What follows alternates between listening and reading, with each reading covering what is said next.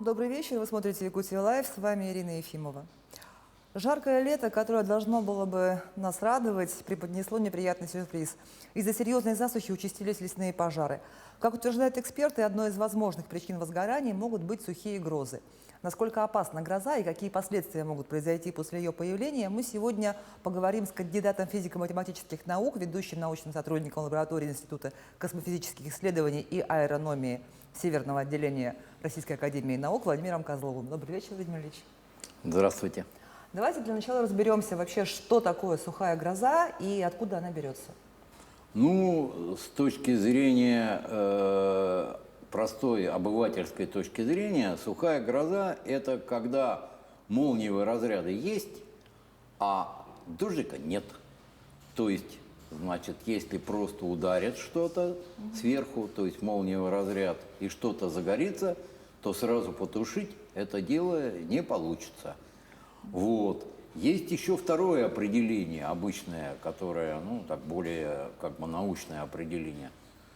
Значит, когда бывает сухая гроза? Сухая гроза – это когда одиночная тучка, обычно грозовой комплекс бывает из 6, там, 7 туч, значит, здесь получается, что одиночная тучка – это раз. Должно быть очень жарко, температура высокая, то есть выше 25-28 градусов, это 2. Должна быть низкая влажность, это 3. И нижняя кромка облаков должна быть километр 400 метров и выше. То есть в результате получается, что дождинки, когда начинают выпадать, они до земли не долетают или долетают очень мало. Причем, поскольку это одиночная тучка, то, значит, образуется разное давление, и в результате получаются большие завихрения и образуется сильный ветер. Вот опасность сухой грозы и что такое сухая гроза. Спасибо, очень, в принципе, понятно. Я напоминаю, что мы работаем в прямом эфире, и задать вопрос нашему гостю можно по телефону 841 12 42 14 39 или отправить сообщение на номер горячей линии в мессенджере WhatsApp по номеру 8 914 235 0502. Владимир Ильич, а чем опасны сухие грозы именно вот для Якутии? То есть как они себя ведут, скажем, в других регионах или за рубежом? Вот так же, как у нас или нет? Какие-то отличия есть? Или сухая гроза, она и в Африке сухая гроза? Вы правильно сказали, сухая гроза, она и в Африке сухая гроза. Просто, отличие какое есть? Вот ближе к экватору, то, что вы назвали Африку, там вообще облачный покров ниже, чем у нас бывает. И, значит, получается, что вот эти вот, как бы в результате и тучи имеют несколько другие размеры, и получается там больше межоблачных разрядов, а не наземных. А к пожарам, и людям мешают с точки зрения, там, убивают людей. Это как раз наземные разряды. Вот. Теперь, значит, еще такая есть особенность. Чем дальше к северу, тем больше соотношение наземных разрядов относительно межоблачных. Обычно межоблачных разрядов все-таки намного больше. Как бы 2/3 там бывает. То есть поэтому наши сухие грозы чаще приводят к пожарам, получается? Да. Значит, вот теперь насчет особенностей нашей этого лета. Значит, обычно у нас серьезные грозы начинаются где-то числа 10 июня, и там продолжаются до где-то 20 июля. И потом спад такой наступает. Уже грозы менее. И вот, как я сказал, есть еще одна особенность. Значит, если представить, что такое грозовая туча, а чем она отличается от обычной? Обычная туча, она такая относительно плоская. А грозовая туча – это столбик. Все мы летали на самолетах, у нас, к сожалению, хоть поезд есть, но долго ехать. Значит, в результате мы представляем, что вот мы летим на высоте 10 километров, И если обычная тучка там, ну, с километра, полутора до, ну, 2-3 километров, нижний слой облачности, потом есть отдельный второй верхний слой, то эта туча, она сплошная, она колонной стоит. Значит, вот начиная с 1,5 километров до 10 километров высоты. И понятно, и плюс еще надо учесть, что наверху ветер по-разному дует внизу и наверху, поэтому верхний слой, он слегка снесен в сторону. И получается вид, если посмотреть на такую тучку со стороны, он имеет вид наковальни. Ну, что такое кузнечная наковальня? Все представляют. Нет, сейчас да? не все. Ну и такая колонка и такой загибончик. И вот представьте, значит, если молния – это искровой разряд, если он бьет с высоты 1,5 километров или там километра, значит, пробой должен быть искра длиной в километров 1,5. А если он бьет с 10 километров, то искра будет… Соответственно, длиннее будет. И не просто длиннее, а в 10 раз почти длиннее. И значит, сила тока у нее тоже будет намного больше. Сильнее. Тоже в 10 раз. Вот эти разряды, ну и облако так заряжается, снизу отрицательный заряд, а сверху положительный. Поэтому разделяется вот обычные отрицательные заряды, их намного больше бывает, чем положительных. А теперь обратимся к этому сезону. Вот если посмотреть, ну, в среднем у нас бывает за день в радиусе 400 километров вокруг Якутска. Вот у нас есть такой пунктик, который мы наблюдаем прямо на крыше Института космофизики стоит. Значит, ну, где-то 1500, то есть 15 тысяч разрядов. Вот в общем 15 тысяч разрядов этих наземных бывает за день у нас в нормальный грозовой день. И положительных разрядов всего 10%. То есть бывает 1 к 10. Значит, ток у них в 10 раз больше, но их всего в 10 раз меньше. То в этом сезоне положительные разряды составляют 1/3 в каждой вот в большинстве таких гроз, начиная после 16 июня, 1/3. И вы представьте, то есть То есть не 10%, а да, ну, 30%, 30-40%, да. И они очень мощные. Они в 10 раз больше ток дают. То есть и понятно, что и плюс еще дождика нету. Как у нас лето, сами понимаете, не просто засушливое, а жаркое. То есть у нас там не 20, ну не 25 там максимум в день бывает, а 30, даже 35 очень долго стояло. И без дождя. Вот, собственно, что такое сухие грозы. То есть этим летом их намного больше получается, чем в прошлом году. Сухих, Да? Сухих. Вот этих положительных разрядов намного больше. То есть и 20 июня, ну, такие мощные грозы у нас, то есть июля, не кончились. Вот уже август, а они продолжаются. То есть поэтому и продолжаются эти возгорания. И продолжаются, вот, то есть возгорание тоже возможно от них. Ну, сухо же. А вот сколько таких сухих гроз было в прошлом году, например? Ну, я говорю, в прошлом году, значит, было, ну, значительно меньше. Значит, вот статистику такую привести, как я сказал, там по 15 тысяч разрядов, из них 1500 в каждую грозу положительных разрядов, которые, ну, еще одна особенность есть у положительного разряда. Как я сказал, тучка, она имеет вот такой вот конец. Вот она сюда движется. Дождик вот здесь. А вот в конце, когда уже положительные разряды пошли, дождика уже нету. То есть если бы дождик был в конце, он бы это потушил. Да. Нет, когда вот у нас сплошная облачность идет, то после вот такого ливневого дождя с грозой, который прошел, потом положительные разряды, а потом наступает у нас такой мелкий моросящий дождик, который все это дело, так сказать, потушит. А в этом году ни мелких моросящих, и ливней-то нету. Поэтому и плюс надо учесть еще, что кроме жары еще очень долго не было дождя. И вот ведь есть такая показатель пожарной опасности Нестерова, значит, который, ну, говорит, сколько до этого дней было без дождя. Значит, какая точка росы? Вы посмотрите, у нас до сих пор росы нету, на дачах все бываем.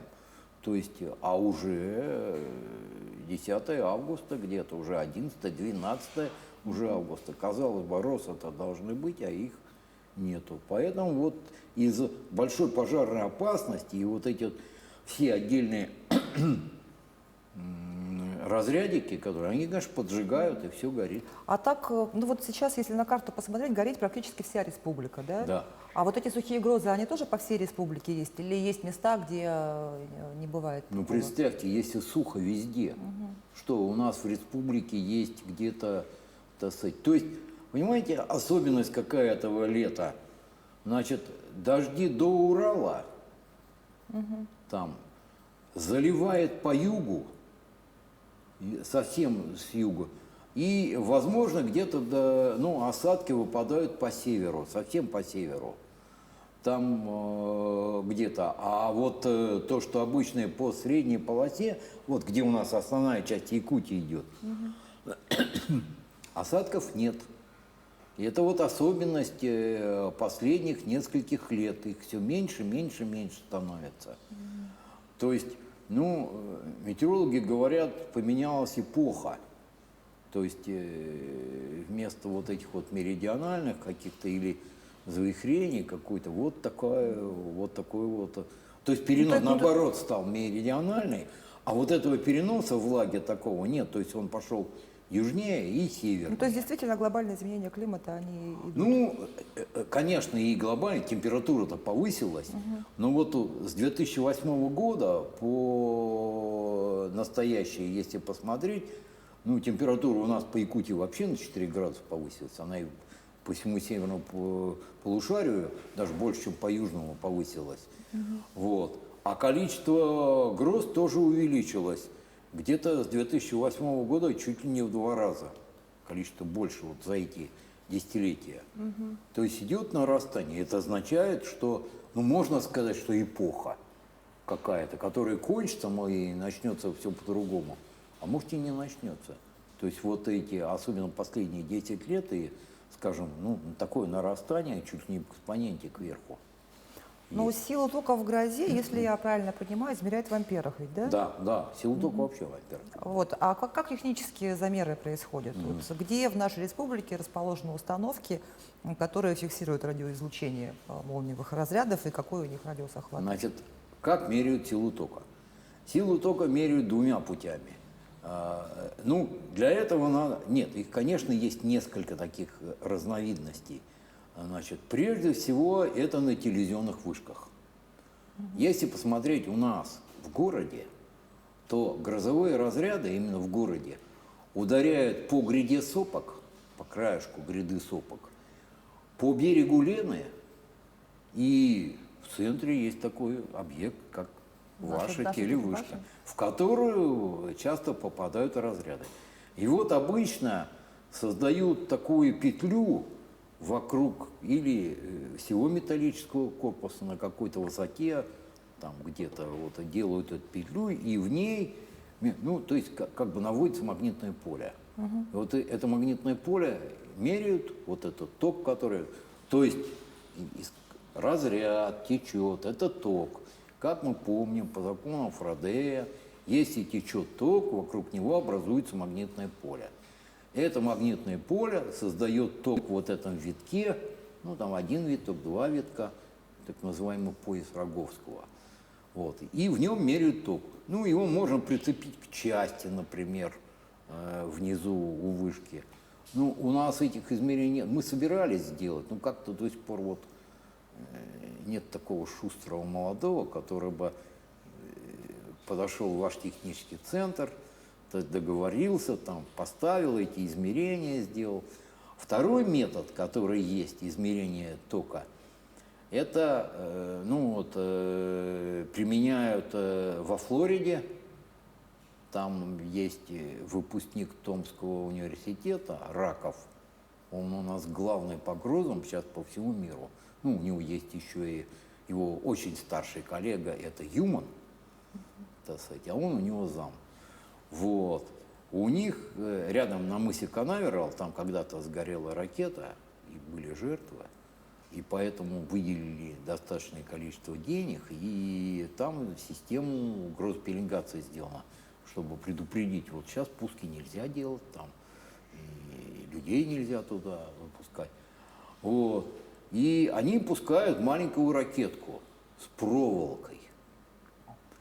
И вот когда тучка подходит, они в эту тучу пускают эту ракету с проволокой, и молниевый разряд бьет в эту ракету, ну, начинает инициироваться и по этой проволоке вниз, потом восходящий разряд. И понятно, что ясно, где будет основание разряда, и рядом расставляют эти вот магнитометры, специальные приборы, которые меряют ток. Вот я вам рассказал, как меряют ток в грозе. Ну, сейчас усиленно этим занимаются в Китае. У них вышки телевизионные Ну, да. значительно Выше, больше выше. нашей, и у них на многих вышках вот эти вот измерения. А у нас, получается, вообще не мерят, да, тогда? Нет, у нас В меряют на республике. Останкинской башне. Нет, в республике я имею в виду. Ну, сами токи. Ну, я думаю, что есть еще один метод. Это значит на железных опорах линий электропередач, там, где вот это траверсы есть, там устанавливают такие магнитные датчики.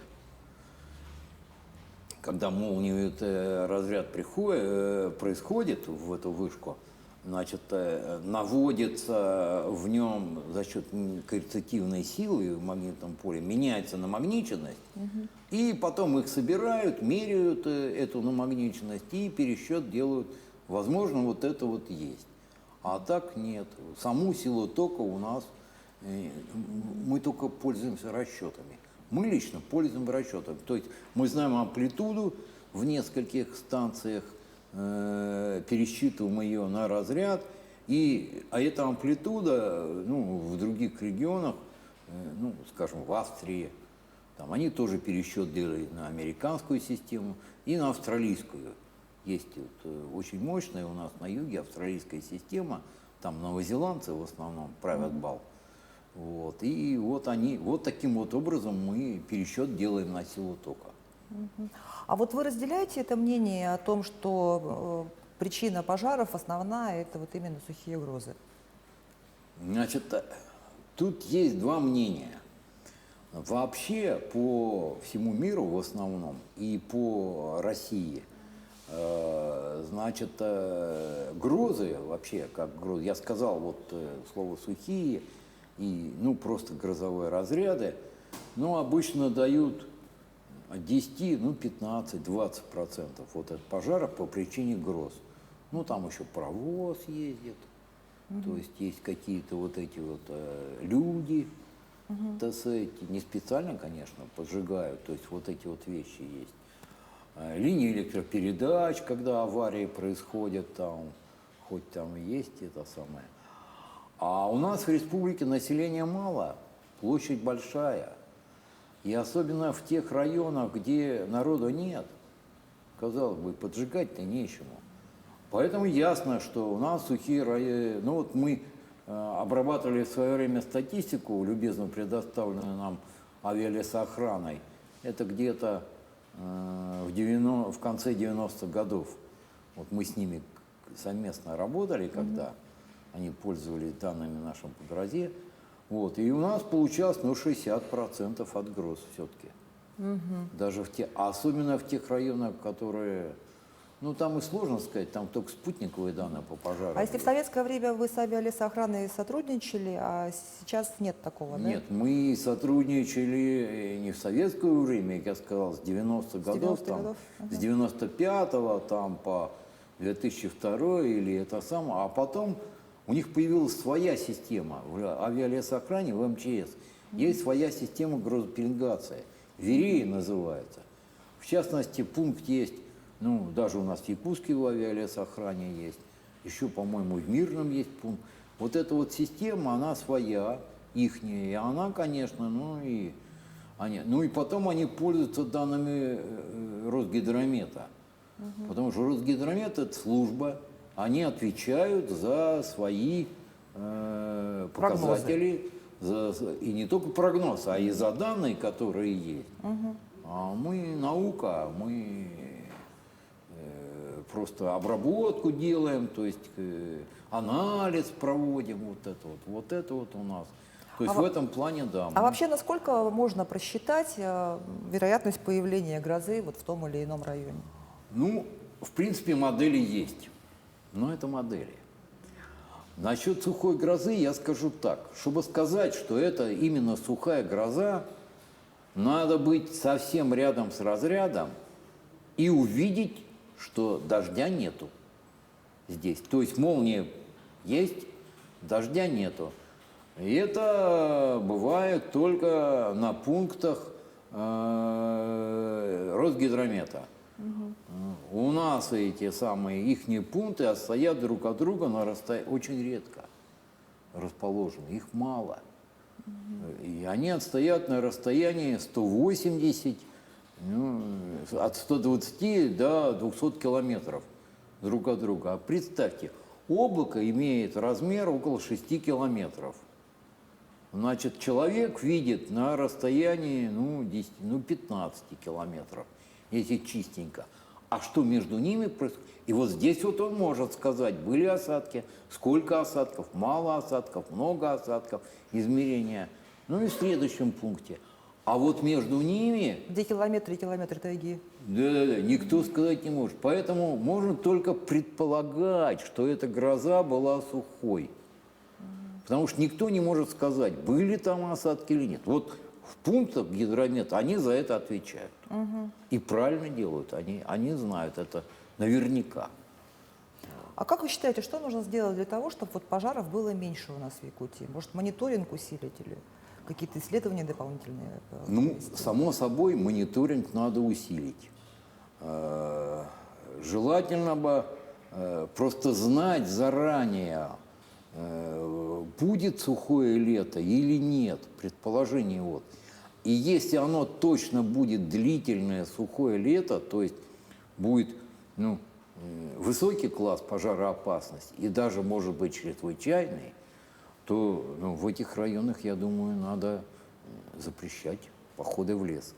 Потому что, например, мы делали такой анализ отдельно по грозам и отдельно по пожарам. У нас в нашем институте и в лаборатории оптики атмосферы есть группа, которая занимается спутниковым мониторингом.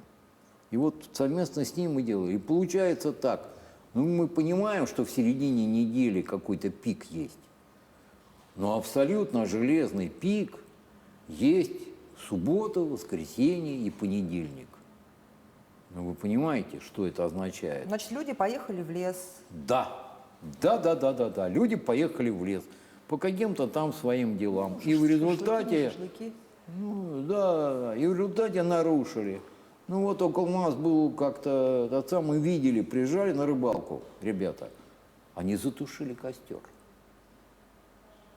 Но, видать, уходя последним движением, кто-то кинул окурок. Потому что загорелось не с костра, а где-то в стороне загорелось. И мы вызывали пожарных, они, слава богу, быстро приехали. И это самое, там, довольно дружно поработали. И вот мой опыт, все-таки 50 лет у нас полигон есть в тайге. И вот опыт показывает, из тех пожаров, которые там вокруг были, 5 у нас где-то было за это. Там, их, конечно, гасили, потому что это рядом, все это дело. От молнии разряд только один. Я точно помню. Мы рядом с озером живем. На берегу озера стояло одинокое дерево, ближе к воде. В него ударила молния, оно загорелось, мы быстренько вызвали. Сами там дежурный начал суетиться. Вызвал, то есть погасили. Еще один удар молнии был у нас с другой стороны озера, но там не загорелось, там не успело загореться, там просто дерево стояло, и, так сказать, из него валил дым, середина горела. И где-то на 5-й день мы все-таки так присматривали, потом не выдержали, заткнули нижнее дупло, и оно погасло. Потому что думаю, черт его знает, вдруг Нам Ну вот, пожар кстати, не нужен. про молнии. Считается, что именно они представляют особую опасность для людей. Вот так ли это Ну, каждый год гибнет несколько тысяч человек от молниевых разрядов. в мире? Да, в мире. Ну и в России там десятки тысяч гибнут по миру. И вот, например, 3 года назад мы приехали на конференцию, а там на берегу этого самого, у них река Обь, на берегу, или Томь, что ли, на берегу Томи. Обь там у них чуть-чуть подальше, по-моему, да, на берегу Томи. Дождик пошел, ну, гроза надвинулась. И эти самые отдыхающие выскочили и под зонтик. Зонтик ударило, их там было 3. Владимир Ильич, у нас звонок. Давайте, Давайте. послушаем. Ага. Алло, здравствуйте. Задавайте ваш вопрос. Алло, здравствуйте, добрый вечер. Владимир Ильич, вы так интересно рассказываете, да, вот как раз вот у меня вопрос по молниям. Мы бы хотели бы узнать объяснение по нашему случаю. Мы живем в Магане, и в июне у нас на участке в землю ударила молния. И поднялась такая большая высокая пыль, ну, довольно такая высокая. Мы очень испугались, так как такое явление вообще виделось впервые. Вот как вы сможете это нам объяснить? Спасибо. Ну, участок, наверное, то есть молнии-то они, честно говоря, везде бьют, то есть грозы довольно, но просто есть, возможно, у вас есть какое-то рядом высокое строение, какое-то есть это, вот поэтому ударило именно туда. Ну, по-моему, в позапрошлом году в дом в Хатасах ударило, и там прям в стену ударило. Так сказать, и там пятно образовалось, выгоревшее. То есть, ну, если у вас ничего не загорелось, или вы успели погасить, то, слава богу, так сказать. Рядом, наверное, какая-то влажная почва была, поливали усиленно это место, проводимость повысилась, и вот почему именно туда ударило, а не, скажем, стоящее рядом дерево. Ну, в дом могло и не ударить, потому что у нас в дом обычно есть проводка. И вот этот гусак, к которому прикрепляются провода, он заземлен. То есть с него есть сток электричества в землю. Поэтому могло ударить вот это. То есть хорошая, ну, как бы сказать, безопасность обеспечена дома. А вот я еще хотела спросить про шаровую молнию. Считается, что она прям страшно опасная, может в квартиру через розетку попасть. Они вот, и насколько часто они вообще бывают? Ну, это, с одной стороны, вроде как говорят, это явление есть. С другой стороны, это явление не очень частое. Один человек из 1000 только за свою жизнь встречается с шаровой молнией. А молниевый разряд обычный не один раз видят все. И каждое лето не один раз видят. То есть хорошо, если, конечно, не попало в него. Ну, у большинства народа, я думаю, есть воспоминания, как молния ударила рядом. А шаровая молния, как я сказал, 1 из 1000. И поскольку она вот такое достаточно редкое явление, то исследовать его, ну, только по наблюдениям. То есть, хотя позапрошлом году в Китае был случай, когда стояла аппаратура, работающая аппаратура, ну, типа геологического спектрализатора, что ли, который смотрел вот туда, и рядом ударила молния. И появилась шаровая молния, и они ее проанализировали. Но это единичная публикация. И, да, большинство народа, то есть они говорили, что там образовался внизу, ну, из песка. Вот вы знаете, что когда ударяет в землю, то там такой след образуется, называется фульгурит. На самом деле он бывает до нескольких метров глубиной. Только спекшийся песочек такой, как бы разветвленный, такой очень красивый. Вот, и даже... Владимир Ильич, спасибо вам огромное. К сожалению, у нас время уже заканчивается. Спасибо, что пришли к нам в студию. Очень познавательная беседа. Желаю вам успехов в вашей научной работе. Я напоминаю, что вы смотрели программу «Якутия Лайф». Меня зовут Ирина Ефимова. Смотрите нас по будням в 19:15. Расскажем, чем живет Якутия.